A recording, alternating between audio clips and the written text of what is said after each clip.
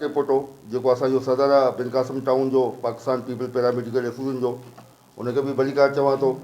ऐं सभ खां पहिरीं त अॼु जे शख़्सियत जे हवाले सां ताज़ियती मेड़ाको कोठायो वियो आहे उहो मुंहिंजो न रुगो उस्ताद हो बल्कि आउं उनखे हमेशह पंहिंजो वालिद जो दर्जो ॾींदो हुउसि। मुंहिंजो वालिद हो छो त मुंहिंजे ज़िंदगी जी कामयाबी खां पोइ कामयाबी जे पोयां जेको पुठियां रवाज़ आहे, हिकु त मुंहिंजो उहो वालिद साहबु जेको ड्राइवर हो ऐं ग़रीब हो, ड्राइवरी कंदो हो, ऐं ॿी मुंहिंजे हिन कामयाबी जे पुठियां अगरि हिते आहियां त उहो साईं असलम मेमन आहे।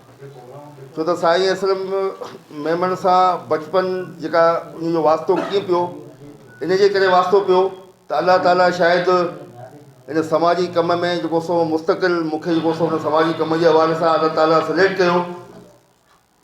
पर कम जे हवाले सां अलाह ताला उन दौर में जॾहिं आउं नंढो हूंदो हुउसि ऐं 6 क्लास जे अंदरि मेमनकोट स्कूल में जॾहिं आउं पढ़ंदो हुउसि त उन वक़्तु शायदि मूंखे अलाह ताला सिलेक्ट करे छॾियो त तोखे सॼी ज़िंदगी समाजी कमु करिणो आहे। अहिड़े नमूने सां साईं असलम मेमन उन वक़्तु 1982 में बिरूगोठ में स्कूल हूंदो हो। उन बिरूगोठ स्कूल में साईं उस्ताद हूंदो ऐं तमामु मलीर उन वक़्तु ख़ुशहाल हूंदो। मलीर में ज़री हवाले सां माण्हू ख़ुशहाल हूंदा हुआ, माण्हू गवर्नमेंट जी नौकिरी कंहिं में कोन ईंदा हुआ। हिकिड़ो त असांजो ज़राअत सां जेके शोबे सां माण्हू तालुक रखंदा हुआ, सब्ज़ी मंडी में असांजे माण्हू जो तमामु घणो बिज़नेस हूंदो ऐं ज़राअत सां मालामाल हूंदा हुआ। गवर्नमेंट जी नौकिरी अगरि कंहिंखे चवंदा हुआसीं त चवंदो न मूंखे गवर्नमेंट नौकिरी न आहे करणी।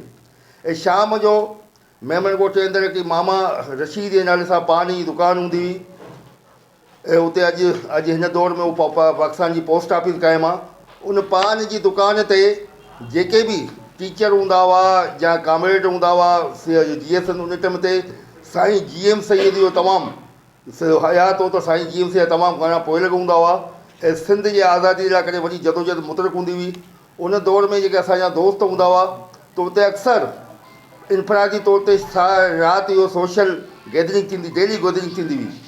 असां नंढा हूंदा हुआसीं, मुंहिंजो वालिद साहब बि उते ड्राइवरी बि कंदो हो, उते वेहंदो हो त स्कूल ते तमामु असांजो शौक़ु उन टाइम थोरो घटि हूंदो हो फुटबॉल जे खेॾणु। त मुंहिंजे वालिद साहब खे हुन गुज़ारिश कई त सलीम खे तूं मुंहिंजे हवाले कर त आउं बिरूगोठ स्कूल में हुनखे पढ़ायां ऐं पाण सां गॾु रखां।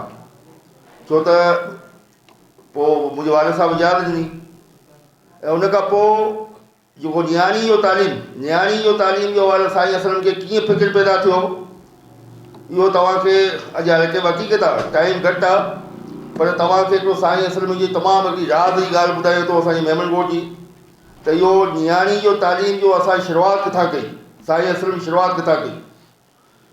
साईं असलम चंद दोस्त असां पढ़ी लिखियलु उते मतिलबु असां नंढा हूंदासीं, उन में कुझु असांजा हिन वक़्तु उहे दोस्त दुनिया में मौजूदु कोन आहिनि, जंहिंमें साईं इब्राहिम मास्टर हूंदो, मंठाराणी उहो बि हूंदो, साईं मोहम्मद हसन जेको मशीन टूल फैक्ट्री में कमु कंदो हो शहीद थियो, हाजी बशीर अमराणी ऐं अबू बकर छोकिरो हाणे अमेरिका में आहे।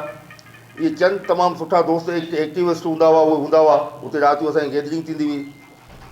उन खां पोइ साईं असलम खे हिकिड़ो जज़्बा